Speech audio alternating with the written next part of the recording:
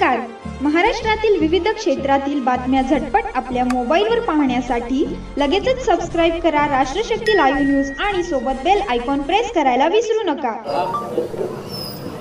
घसा बसलाय थोडा म्हणून फार जोरात बोलता येत नाहीये, परंतु आपल्या सगळ्यांची दिलगिरी व्यक्त करतो. प्रभाग क्रमांक 1, 2, 3 या तिन्ही प्रभागातील नगरसेवक पदाचे उमेदवार आणि पंढरपूर शहराच्या नगराध्यक्ष पदाच्या उमेदवार अशा 6 आणि 1 7 लोकांना विजयी करायचं असं आवाहन करण्याकरता या ठिकाणी आपण सगळे जमलोय. उपस्थित असलेले व्यासपीठावरील सर्व मान्यवर सगळ्याची नावं घेत नाही, वेळ परत त्यात जातो. या भागातील सर्व वडीलधारी मंडळी, माता भगिनी, पत्रकार आणि माझ्या तरुण सहकारी मित्रांनो, आपल्या सगळ्यांना माहित आहे की उद्याच्या 2 तारखेला आपल्याला या शहराच्या कारभार करणाऱ्यासाठी नगरसेवक आणि नगराध्यक्ष निवडून द्यायचे. देशाचा कारभार चालवण्यासाठी लोकसभा आहे, राज्याचा कारभार चालवायसाठी विधानसभा आहे आणि शहराचा कारभार चालवण्याकरता नगरपालिका आहे, गावच्या कारभाराकरता ग्रामपंचायत आहे. अशा या नगरपालिकेची निवडणूक पूर्वी होत होती, आताही होते. पण पूर्वी वार्ड लहान होते, 1000, 1200, 1500 मताचे वार्ड असायचे. प्रत्येक वार्डाचं वेगळं इलेक्शन असायचं, नगरसेवकामधनं नगराध्यक्ष असायचा. परंतु आता ही सगळी परिस्थिती राजकीय बदलली आणि सगळ्या शहरामधून नगरसेवक निवडण्याचं सूत्र सरकारनं स्वीकारलं. याच्या पूर्वी 2 वेळा ह्या निवडणुका झाल्या. पहिल्या निवडणुकीमध्ये सुनीताताई विलासराव साळुंखे या अशाच खुल्या ह्याच्यामधून निवडून आल्या होत्या. त्यानंतर साधनाताई भोसले मागच्या 16च्या निवडणुकीला विजयी झाल्या आणि आता ह्या निवडणुकीमध्ये आम्ही श्यामलताई शिरसाट यांना भारतीय जनता पक्षाच्या वतीनं या निवडणुकीसाठी नगराध्यक्ष पदासाठी उभा केलेला. प्रभाग क्रमांक 1 मधून लखन चौगुले, अर्चनाताई शिंदे, प्रभाग क्रमांक 2 मधून भिंगे मयूर भारत आणि श्वेता नीलराज डोंबे आणि प्रभाग क्रमांक 3 मधून पानकर तेजश्री रोहित आणि कवडे कृष्णा दशरथ. श्वेता जर सोडली तर बाकी सगळे नवीन उमेदवार आणि सगळे बघितले तर 30, 35, 40च्या आतले उमेदवार असतील. या वर्षी आम्ही जाणीवपूर्वक निर्णय घेतलाय, पुढच्या 15, 20, 25 वर्षाचं या शहराचं जे काही नियोजन राजकारण करायचं, ही करणारी मंडळी ह्या निवडणुकीच्या माध्यमातून तयार होणं गरजेचं आहे. पूर्वीच्या काळामध्ये स्वर्गीय औदुंबर अण्णा होते, स्वर्गीय शिवाप्पा भिंगे होते, देवीदास भाऊ होते, मोठे मालक होते, नानासाहेब डोंबे होते, नारायणराव धोत्रे होते. ही जुनी मंडळी होती आणि ही सगळी मंडळी त्या त्या कालखंडामध्ये नगरपालिका इथल्या व्यवस्था चालवायची. तेव्हाचं गाव, तेव्हाची लोकसंख्या ही खूप कमी होती. मी मुद्दाम नवीन पिढी करता सांगणार आहे, कारण आज नवीन पिढीच्या हातामध्ये मोबाईल नावाचं यंत्र आले आणि त्यामध्ये तुम्ही सगळं जग बघू शकता आणि हे जग बघत असताना मग लोकांच्या अपेक्षा आहेत की आपणही आपलंही गाव असं झालं पाहिजे. मला आठवते की 1990च्या निवडणुकीला या शहरामध्ये 17,000 मतदारांची संख्या होती. 17,000. आज झाली त्याला 35 वर्ष, पण आज या शहराची मतदाराची लोकसंख्या झाली आहे 95,000. म्हणजे किती पट वाढली, जवळजवळ 6 पट म्हणलं तर हरकत नाही. 6 पट लोकसंख्या या शहराची वाढलेली. 1995 सालापर्यंत नवीन पिढीला इथे जे तरुण आहेत आज 30, 35, 40 मधले की ज्यांचा जन्म 90च्या नंतर झालाय, त्या लोकांना माहित नाही या शहराची काय अवस्था होती। या शहरामध्ये आपल्या नागरिकांचा महिला सुद्धा डोक्यावर नेऊन जाणारी व्यवस्था या गावामध्ये होती। टोपली संडास म्हणायचे त्याला,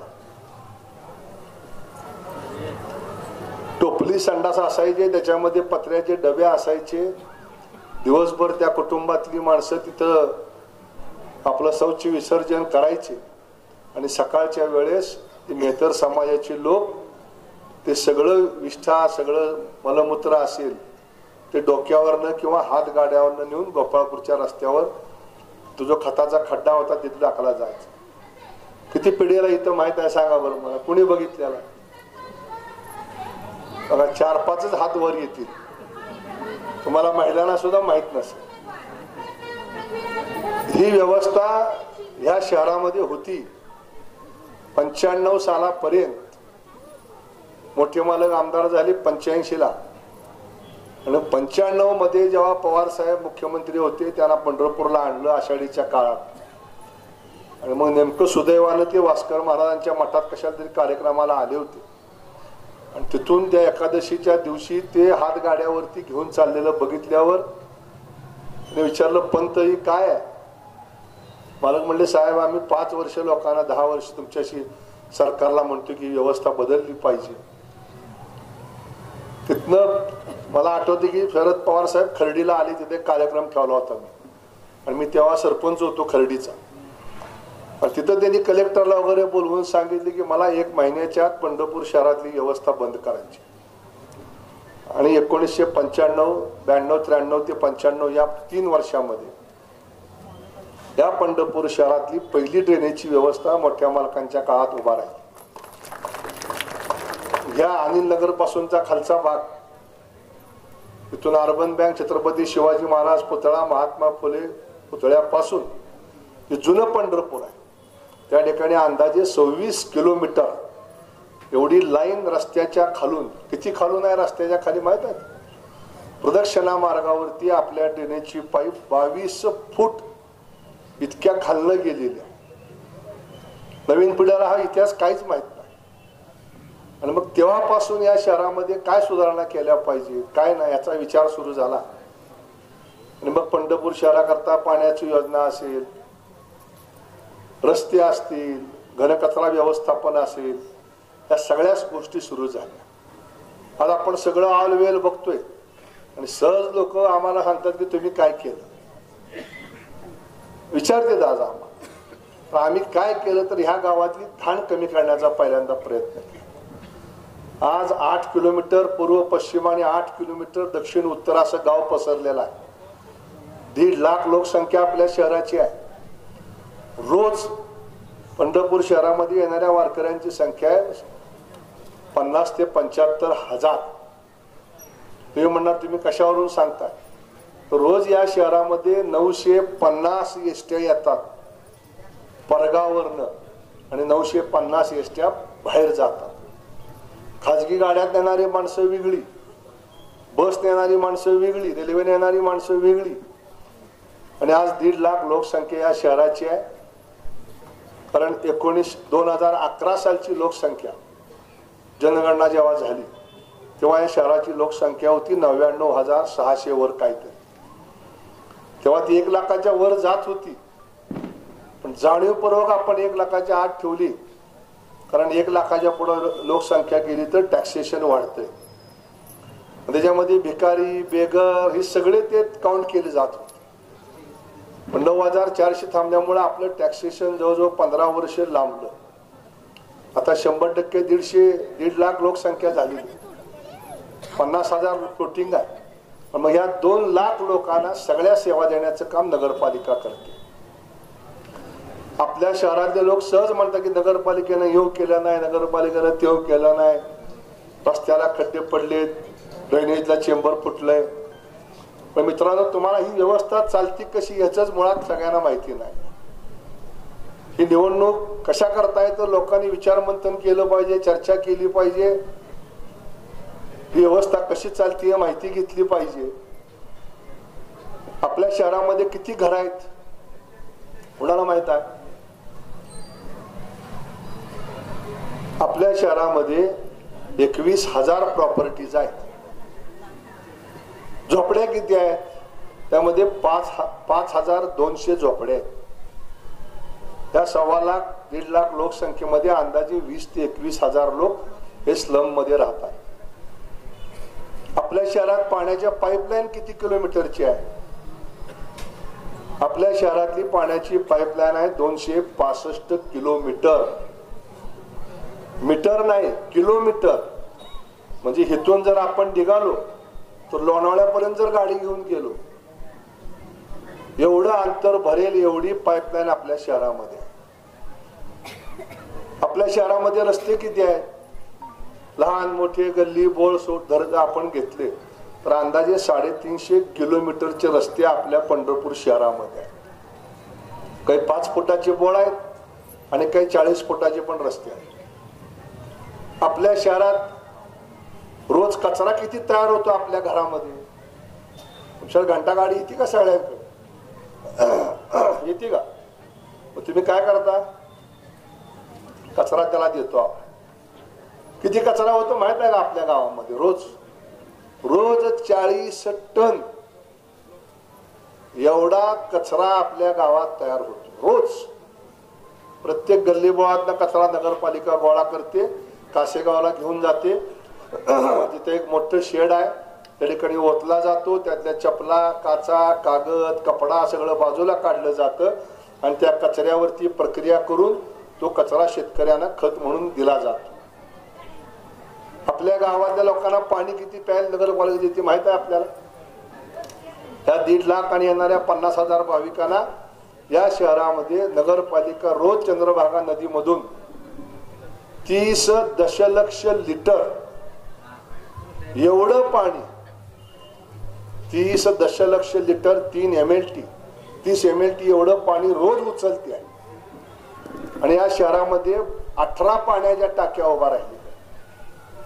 त्या 18 पाण्याच्या टाक्यामधून या शहरातल्या 2 लाख लोकांना आपली नगरपालिका पाणी देते. मी सगळं काम नगरपालिका करते.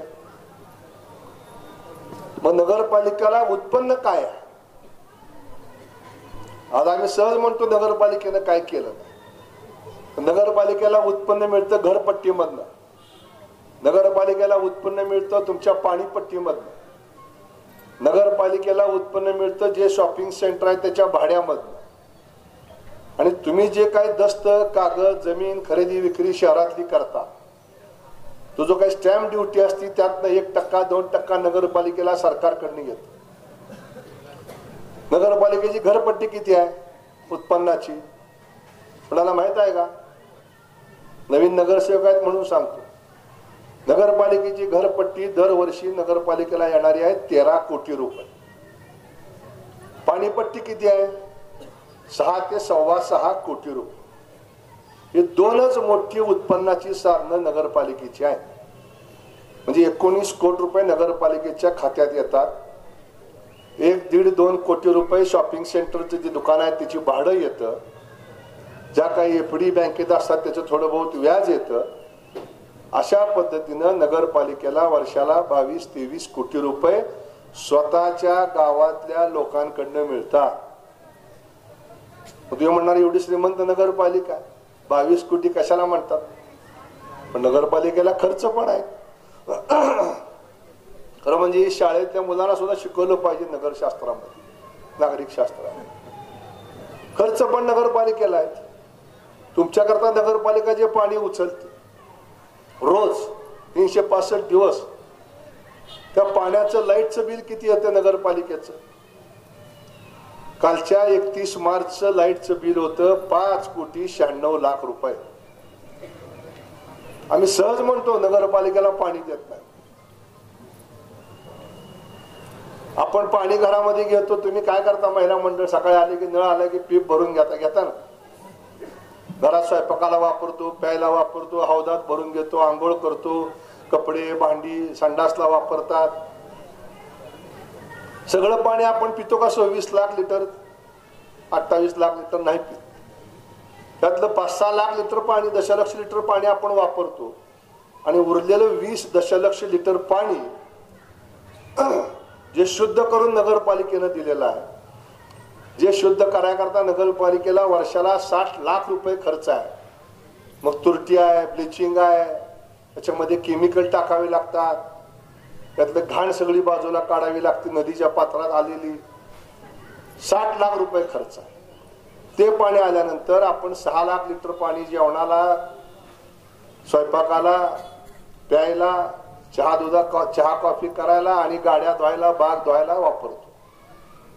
बाकीचं 20 लाख लिटर पाणी जे आहे हे सगळं पाणी आपण कपडे, धुणी, भांडी, संडास, फ्लश, बाथरूम ह्याच्या वाटे घाण करतो आणि कुठं सोडतो? बाहेर गटरीत सोडून देतो. म्हणजे गटरीतलं पाणी नेण्याकरता म्हणून ड्रेनेजची व्यवस्था या गावात केलेली आहे. पहिला टप्पा केला 1995 साली 26 किलोमीटरचा. दुसरा टप्पा केला 2005 साली मोठे मालक आमदार होते त्यावेळेस 60 किलोमीटरचा रेल्वे रुळाच्या खालच्या भागासाठी, म्हणजे तुमच्या इथून या भागापासून. आणि तिसरा टप्पा केला इथनं वरच्या उपनगरासाठी 2017 साली मी विधान परिषदेवरती आमदार झाल्यावर देवेंद्र फडणवीस साहेबांच्या हातनं आणला. तिसरा टप्पा 57 कोटी रुपयाचा. आज जवळजवळ 200-250 किलोमीटर पेक्षा अधिक लांबीची ड्रेनेज आपल्या गावातनं जाती. हे सगळं पाणी नगरपालिका गोपाळपूरला नेलं जातं, तिथनं उचललं जातं, वरती माळावर नेलं जातं. तिथे एक 10 एकरामध्ये मोठा प्लॅन्ट उभा राहिलेला आहे आणि आपण घरातनं सगळं पाणी घाण करून पाठवतो. काळं पाणी असतं ते त्या प्लॅन्ट मध्ये घेतलं जातं, त्याच्यावर ट्रीटमेंट केली जाते, त्यात केमिकल टाकले जातात आणि जसं बाटलीतलं पाणी आहे ना, या पद्धतीचं पाणी त्या ठिकाणी तयार होऊन मग चंद्रभागेच्या नदीत सोडलं जातं. कारण घाण पाणी सोडायला कायद्यानं बंदी आहे. तुम्ही जर घरातनं घाण पाणी बाहेर सोडताय, जर नगरपालिकेनं ठरवलं तर तुमच्यावर केस होऊ शकते. करणार नाही, काळजी करू नका. आता लगेच तेवढंच दाखवतील टीव्हीवर, मालक केस करतो म्हणले. तशी तुमच्यावर आहे तशी नगरपालिकेवर सुद्धा केस होऊ शकते. म्हणून घाण पाणी सोडता येत नाही, ते पाणी नगरपालिका सोडती. त्याचा खर्च आहे शुद्ध पाणी चांगलं करायचा 40 लाख रुपये आणि तिथलं लाईट बिल आहे 2,60 लाख रुपये. 300-350 किलोमीटरचे रस्ते आहेत. हे जे दिवे आहेत, हायमास्ट आहेत, लॅम्प आहे, ते संध्याकाळी 6-6:30ला चालू होतात, सकाळी 7ला बंद होतात ना. त्याला लाईट लागते का? नाही लागत. किती लाईटचं बिल किती आहे? जवळजवळ 1.25 ते 2 कोटी रुपये ह्या लाईटचं बिल आहे. हजारो बल्ब आहेत आपल्या शहरामध्ये, हजारो. दर 30 मीटरला एक, बघा तुम्ही इथनं ह्या चौकात निघाले की तिथं बल्ब आहे. दर अंदाजे 30 ते 35 मीटरला एक खांब या पद्धतीनं लाईन टाकलेली आहे. म्हणजे नगरपालिकेचं उत्पन्न आहे 20-21 कोटी रुपये आणि नुसता लाईटचा खर्च आहे नगरपालिकेचा 10 ते 11 कोटी रुपये. त्यातनं उत्पादन काहीही नाही. तुम्ही कचरा केल्यानंतर तो कचरा शुद्ध करायकरता जो खर्च आहे तो आहे 3.5 ते 4.25 कोटी रुपये. म्हणजे 15-16 कोटी रुपये आणि 2 कोटी रुपये नगरपालिका इरिगेशनला पाणी उचलल्याकरता त्यांना पैसे देते. नदीतल्या पाण्याचा टॅक्स आहे. म्हणजे 16 कोटी रुपयाच्या आसपास सगळा खर्च या 20 कोटीतनं होतो. 21 कोटीतनं नगरपालिकेकडे शिल्लक राहतात 4 ते 5 कोटी रुपये. आणि या 5 कोटीमध्ये आम्हाला 8 किलोमीटर बाय 8 किलोमीटर या 64 किलोमीटरच्या एरियातल्या 2 लाख लोकांची 400 किलोमीटरचे रस्ते, ड्रेनेज, पाणी, दिवाबत्ती, आरोग्य, उद्यान, सगळ्या अपेक्षा आपण करतो.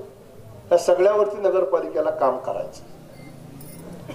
मग त्यात पाईपलाईन फुटते, चेंबरचं झाकण तुटतंय, चेंबर चोकअप झाले की त्याचं काम करावं लागतंय, लाईटचा बल्ब उडतो, तारा खराब होतात, नवीन खांब टाकावे लागतात. अशी अनेक कामं नगरपालिका करते. त्याचा वर्षाचा खर्च आहे 1.5 ते 1.25 कोटी रुपये रिपेअर मेंटेनन्स. आणि मग ह्या 2-2.5-3 कोटी राहिल्यानंतर नगरपालिका कारभार करते.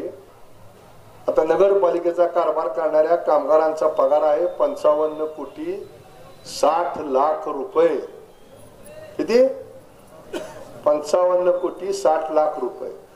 मग शिल्लक राहिलेल्या 3 ते 4 कोटी मधनं 55 कोटी वजा केले किती होते? शिल्लक किती राहते? 55 कोटी वजा करायचे 4 कोटीतनं वजा 51 कोटी, म्हणजे 51 कोटी रुपये नगरपालिका आज मायनस मध्ये. मग हे चालतं कसं? तर हे सगळं शासन आपल्या अंगावर घेत. सगळ्या कामगाराचा पगार राज्य शासन करत. आम्ही रस्ते केले म्हणून तुमच्या पुढे येतो, हा रस्ता केला त्याला शासन पैसे देत. ड्रेनेजची योजना आपण राबवल्या, जवळजवळ 200-150 कोटी रुपयाचा पैसा कोणी दिला? शासनानं दिला. आता पाण्याची योजना चालू आहे पंढरपूरला. या शहरामध्ये 1975 सालची जुनी योजना आहे. स्वर्गीय औदुंबर अण्णा आमदार होते त्या कालखंडात. त्याला आता जवळजवळ 50 वर्ष झाली. ती योजना आता कधी ना कधीतरी कोलॅप्स होणार आहे. असं माणसाला आयुष्य आहे तसं त्याला पण आयुष्य आहे. त्याकरता आम्ही गेल्या 3 वर्षापासून प्रयत्न करतोय. मागच्या वर्षी पैसे आले, आता 100 कोटी रुपये खर्चून गुरसाळ्याच्या बंधाऱ्यामध्ये नवीन इंटेक वेल, नवीन पाईपलाईन, नवीन पंप हाऊस आणि ते पाणी उचलल्यानंतर पाणी साठवण्याकरता मोठी हौद, शुद्धीकरणाची हौद, ही सगळी नवीन टेक्नॉलॉजी आणून आपण आता 100 कोटीची योजना तयार करतोय. 2050 पर्यंतची लोकसंख्या या शहराची 3 लाख होईल असं गृहीत धरून आम्ही आता काम सुरुवात केलेलं आहे. मी आजचं नाही बोलत, मला पुढच्या 2050 पर्यंतचा विचार करायचा, 60 पर्यंतचा विचार करायचा. म्हणजे सगळे पैसे राज्य शासन आपल्याला देत. आता ड्रेनेजसाठी मागच्या 15 दिवसात निवडणुकीच्या आचारसंहिता लागू व्हायच्या अगोदर 121 कोटी रुपयाची टप्पा नंबर 4 ची योजना आपल्याला राज्य सरकारने दिली. काय करणार आहे आपण? जो मलपेवाडा आहे त्याच्या वरचा भाग आहे, त्याचं ड्रेनेज खाली येऊ शकत नाही, पण बशीसारखा आकार झालाय. हवेतनं ड्रेनेजची लाईन जाऊ शकत नाही, म्हणून त्या ठिकाणी मोठी आपण विहिरी काढतोय, त्याच्यामध्ये सगळी वरची घाण घेणार आहे. तिथनं पंपाने उचलून ती पाणी गोपाळपूरला नेणार आणि ह्या पहिल्या ह्याच्यामध्ये टाकून तिथलं पाणी शुद्ध करून नदीत सोडणार. यमाई तळ्याच्या पाठीमागच्या बाजूला सगळं घाण पाणी येतंय, ते तळ घाण होतंय. तिथे एक मोठी विहीर बांधतोय आणि ते पाणी उचलून गोपाळपूरला घेऊन जातोय आणि त्या योजनेचं काम आता सुरू आहे. 121 कोटी रुपये शासनाला दिले. हे मी केलेलं नाही आहे, हे शासनाने पैसे दिले. मी निमित्त मात्र आहे नगरपालिकेच्या ह्यांच्या मधला. म्हणून तुमच्या पुढे आम्ही जे आलो, मी कमळ चिन्ह घेऊन तुम्हाला मत द्या म्हणून सांगायकरता आलो. कारण केंद्रात सरकार भाजपचं आहे, राज्यात सरकार भाजपचं आहे. इथला कारभारी जर भाजपचा नसेल तर उद्या मी जर पैसे मागायला गेल्यावर मला म्हणणार तुमचे गावातले लोक आम्हाला स्वीकारत नाही, तुझ्या गावातल्या योजना बघू देऊ, त्याला काय आज गडबड काय? आम्ही आज तिथं जातोय, आमचे ऐकतात, आम्ही हाताला धरून म्हणतोय मलाही मिळलं पाहिजे. तुम्हाला आश्चर्य वाटेल, परवा दिवशी संध्याकाळ दुपारी मला नगरपालिकेतनं अधिकाऱ्यांचा फोन आला की मला मुंबईमध्ये अशी बैठक आहे आणि नवीन योजना देणार आहेत पंढरपूर राज्यामध्ये नगरपालिका, त्याच्यामध्ये आपलं गाव नाही आहे. मी फोन लावला मुख्यमंत्री कार्यालयाच्या अधिकाऱ्यांना आणि त्यांना म्हणलं साहेब आमच्या गावाला योजना पाहिजे. ते म्हणले कुठली पाहिजे? मी म्हणलं ड्रेनेजची पाहिजे. ते म्हणले तुमच्याकडचा ड्रेनेज टप्पा नंबर 1, 2, 3 आणि 4था सुद्धा पूर्ण झालाय. मी त्यांना म्हणलं 4था टप्पा पूर्ण झालाय, पण पहिला टप्पा जो 1990 ते 92 मध्ये झाला होता त्याचं आयुष्य 2030 साली संपतंय.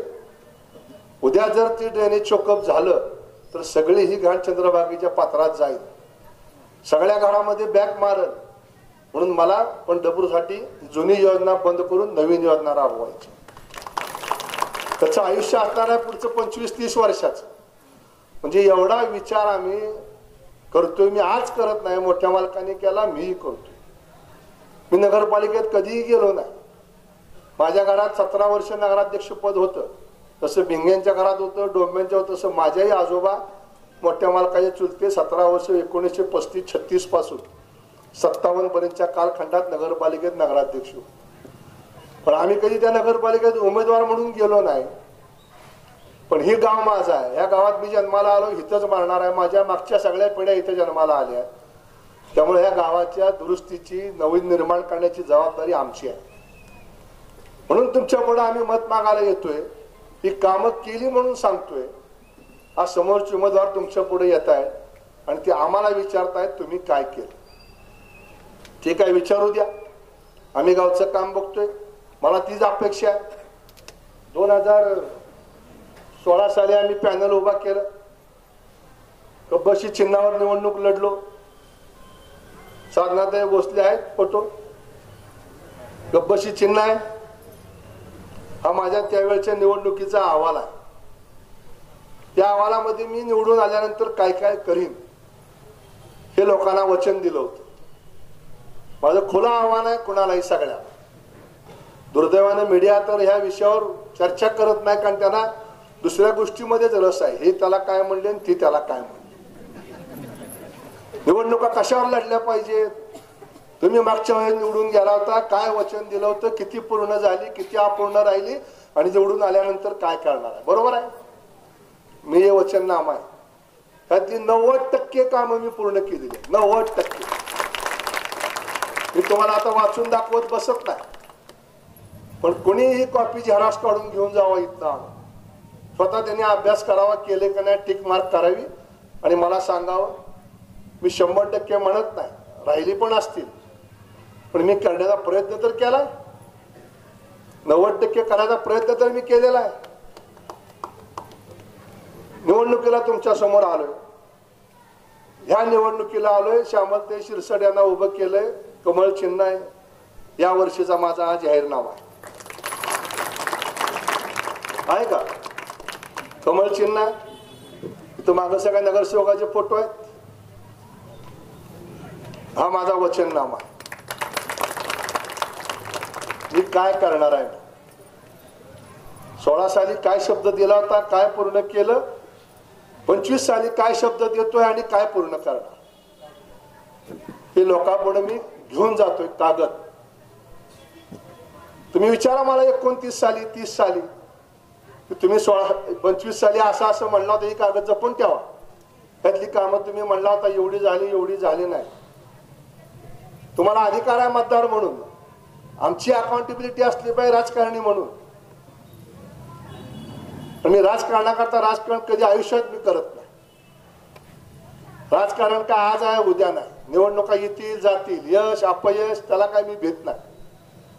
पण शेवटी या गावातला मी नागरिक आहे.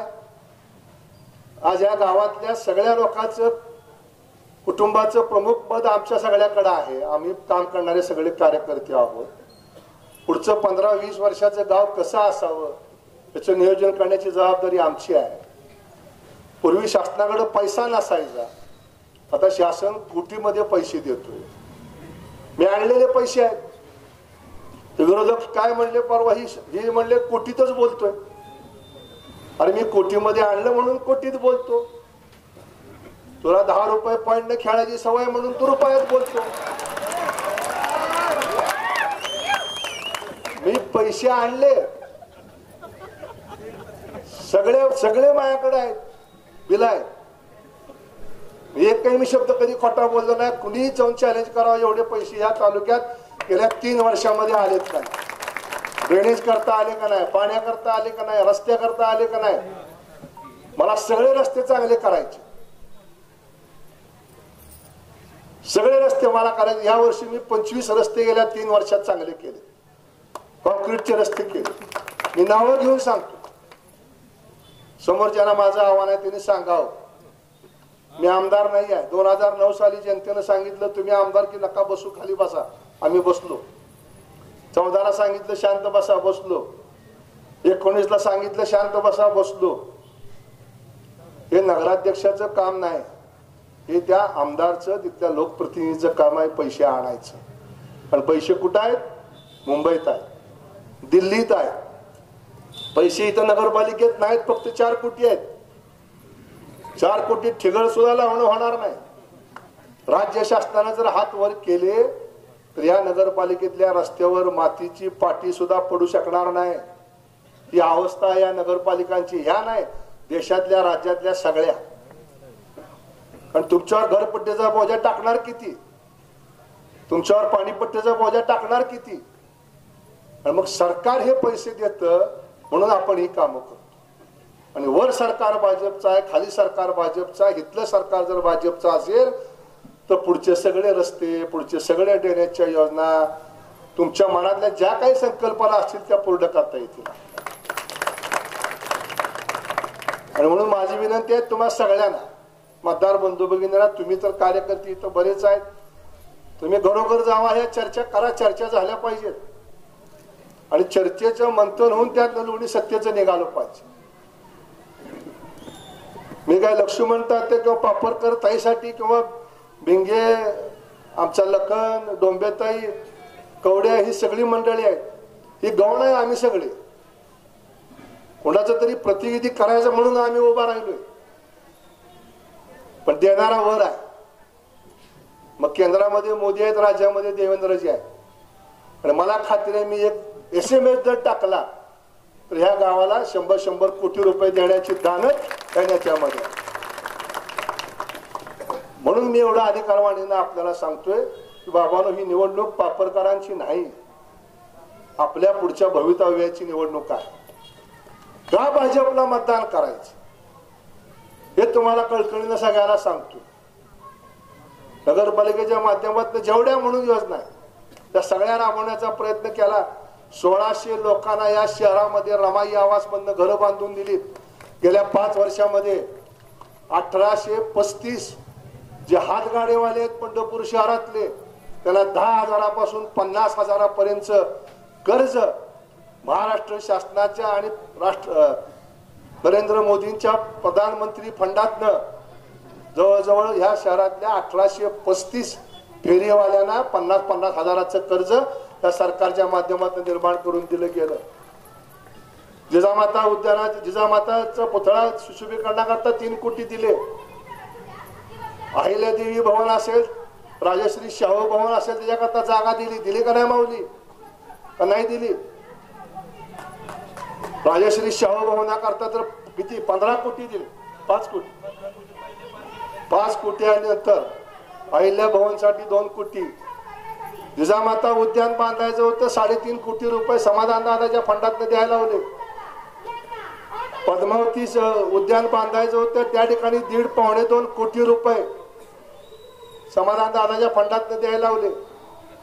जिल्हा नियोजन मंडळातनं गेल्या 3 वर्षामध्ये 30 ते 35 कोटी रुपये छोटे छोटे रस्ते काढण्याकरता दिले गेले. दलित वस्ती असेल, नागरी सुविधा असतील, 30-54 असेल, अशा अनेक योजनांमधून या शहरातल्या छोट्या छोट्या कामाला गती देण्याचा निर्णय घेतला. या शहरात चांगलं नाट्यगृह असावं म्हणून 75 कोटी रुपयाचा आराखडा आपण सादर केला. 45 कोटी रुपये शासनानं दिले. अजून 20 कोटीची गरज आहे. तुम्ही कुणी जाऊन बघू शकता, नाट्यगृहाची भव्य इमारत तिथं उभा राहिलेली आहे. मी खोटं बोलत नाही. या राज्यात नाही, देशात नाही असं नाट्यगृह या शहरासाठी आपण बांधतो. स्विमिंग टँक पूर्ण झाला, तो लोकांसाठी वापरायकरता केला. नदीच्या पलीकडे या शहराची कॅपॅसिटी नाही, एवढे 10 लाख वारकरी सहन करायचे. पण नदीच्या पलीकडे 65 एकरामध्ये आपण वारकऱ्यांसाठी निवास व्यवस्था उभ्या करतोय. तिथं पाण्याची सोय वेगळी केली, ड्रेनेजची सोय वेगळी केली, दिवाबत्तीची सोय केली. आज 1 ते 1.5 लाख लोक त्या ठिकाणी राहतात. उद्देश काय, तर या शहरामध्ये येणाऱ्या यात्रेकरूंना चांगल्या सुविधा मिळल्या पाहिजे. तुमच्या माझ्या गावाचं अर्थकारण मजबूत झालं पाहिजे. आणि अर्थकारण मजबूत कशावर होणार आहे, ते इथं येणाऱ्या वारकऱ्याच्या वरती अवलंबून आहे.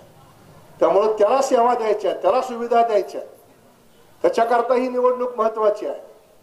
देवेंद्र भाऊने एक मोठा आराखडा तयार केलाय पंढरपूर शहरासाठी.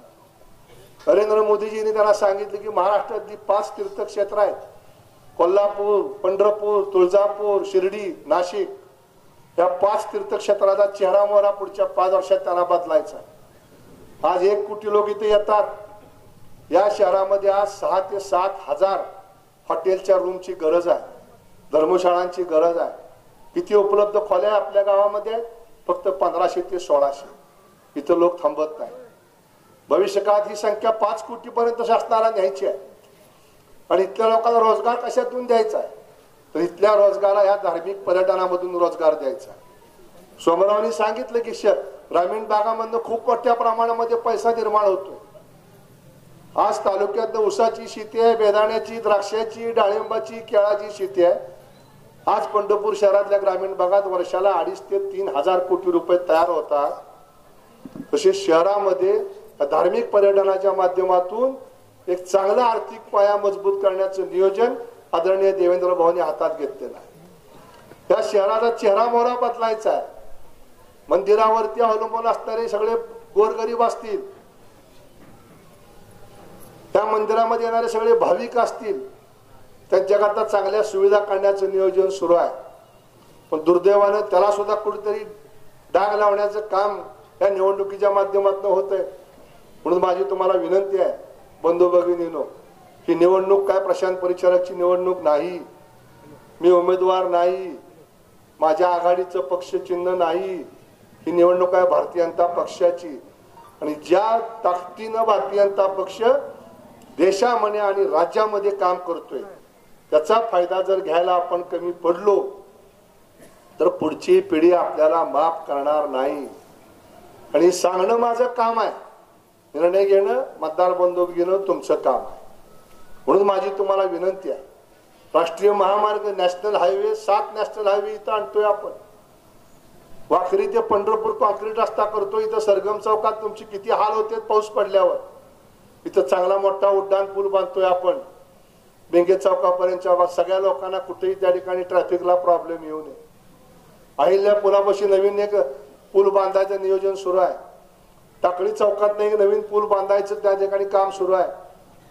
सरगम चौक ते गुरसाळे या ठिकाणी जुना पूल आहे, त्याचं आता आयुष्य जवळजवळ 40 वर्षाच्या पुढे गेलंय. म्हणून त्याच्या शेजारी एक नवीन पूल बांधायचं काम सुरू आहे. 65 एकरात येणाऱ्या 1,00,000, 1,50,000, 2,00,000 लोकांना जर गोपाळपूरला बारीत जायचं असेल तर पंढरपूर शहरातून जावं लागतं. म्हणून शेगाव दोमाळा म्हसोबापासनं त्या आपल्या स्मशानभूमीपर्यंत नवीन पूल बांधायचं काम नियोजन सुरू आहे. या शहरात येणाऱ्या भाविकाकरता चांगला हॉल असावा म्हणून गोपाळपूरच्या त्या पत्राशेडच्या जागेवरती अंदाजे 10 ते 12,000 लोक एका वेळेस बसू शकतील. उभा राहायचं नाही, बसायची व्यवस्था असणारा दर्शन मंडप 120 कोटी रुपये हा गेल्या 4 महिन्यापूर्वी मंजूर केला राज्य शासनाने. त्याचं टेंडर झालं आणि येत्या महिन्याभरात ते काम चालू होणार. हे मी सगळं सांगतोय, तोंडपाठ आहे, माझ्या डोक्यात आहे. आणि या सगळ्या प्रक्रियेमध्ये मी गेलोय. म्हणून मी अधिकारवाणीने तुम्हाला का सांगतोय, हे नगरपालिकेचं काम नाही. तेव्हा तुमचं माझं भवितव्य चांगलं करायचं असेल भविष्य काळामध्ये तर आपल्याला ज्या शासन आहे त्या शासनाच्या पाठीमागे उभं राहणं ही काळाची गरज आहे. जात पात धर्म याच्या पलीकडे जाऊन थोडी तुमचा आणि माझा विकास महत्वाचा आहे. आणि विकास कधी होतो, तुमच्या आणि माझ्या घरात जर पैसा मिळाला तर. अर्थकारण मजबूत झालं पाहिजे का नाही झालं पाहिजे. लाडका बहिणी मिळतात का नाही मिळत, चांगलं झालं का वाईट झालं. आज महिलांच्या हातात पैसा आला का नाही आला, कोणी दिला, देवा भावना दिला, एकनाथ शिंदे साहेबांनी दिला, अजित दादांनी दिला. दिलेला शब्द होता आम्ही देतो, त्यांनी ते पैसे दिले. तसा त्यांचा शब्द आहे की तुम्ही नगराध्यक्ष आणि नगरसेवक निवडून द्या, तुम्हाला जे पाहिजे असेल ते पंढरपूरला देऊ, तुम्हाला पाहिजे असेल तर मी माझा फोन देतो. आज दुपारी त्यांचं माझं बोलणं झालं. विजयी झाला पाहिजे त्यांची भूमिका आहे. आणि या नेत्याच्या आव्हानाला प्रतिसाद देऊन आपण उद्याच्या 2 तारखेला कमळ या चिन्हासमोरचं बटन दाबून आपल्या प्रभागातले 2 नगरसेवक आणि नगराध्यक्ष, नुसते नगरसेवक येऊन चालणार नाही आणि नुसता नगराध्यक्ष पण येऊन चालणार नाही. कारण नगराध्यक्ष पाहिजे खुर्चीवर बसायला आणि ठराव मंजूर करायला नगरसेवक बी पाहिजे. दोन्ही आले तर उपयोग आहे. त्यातलं एक जरी वगळला तर हा विकासाचा गाडा थांबणार आहे. म्हणून माझी तुम्हाला विनंती आहे की या तिन्ही समोरचं बटन जे कमळ चिन्हा समोरचं आहे ते दाबून आपण या तिन्ही उमेदवारांना निवडून द्यावं आणि भविष्य काळ आपला सुकर काढण्याकरता आपले आशीर्वाद आमच्या पाठीशी ठेवावेत अशी विनंती करून मी थांबतो. धन्यवाद. जय हिंद, जय महाराष्ट्र. धन्यवाद. मला